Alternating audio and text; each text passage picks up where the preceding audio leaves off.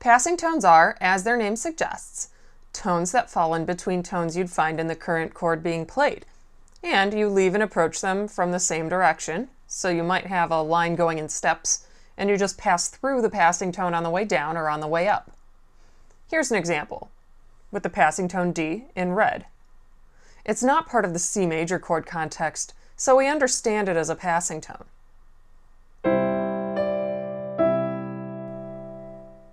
This one was not on a beat, so it's unaccented.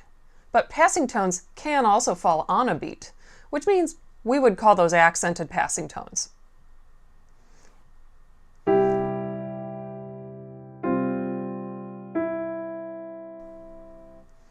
As in the first example, C major is the context, and we pass through the F as we go between G and E. You could draw a straight line through the melody line here, including the non-chord tone, and that's a good way to test for a passing tone. The only difference here is that the F is on the downbeat, so we feel an accent on it, and that's why we call it an accented passing tone. Neighbor tones. The other really important category of non-chord tone is the neighbor tone. With this one, you can visualize your house and your neighbors. You step out of your house, and then to your neighbors, and afterward, you step back in the opposite direction to return to your house. In fancier terms, a neighbor note is approached stepwise from a chord tone directly above or below it, which frequently causes the neighbor tone to generate dissonance with the chord, and it resolves to the same chord tone.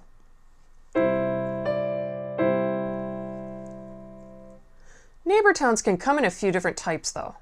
What we just heard was the typical unaccented neighbor tone. Here's an accented neighbor tone. Like the passing tones we just learned about, the only difference is this one falls on a downbeat.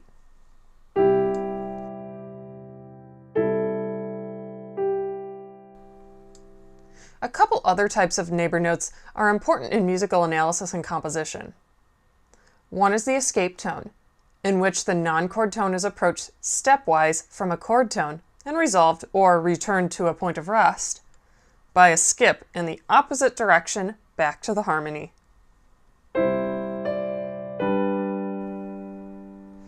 The other one, which is almost the opposite, skip first, then resolve stepwise, is called an appoggiatura from the Italian word for to lean, because it leans on the note after it.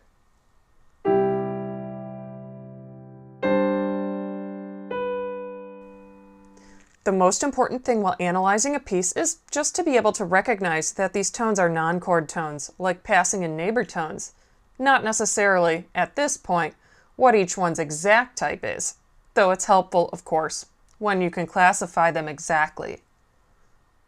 Now let's look at the last type of non-chord tone we'll talk about today,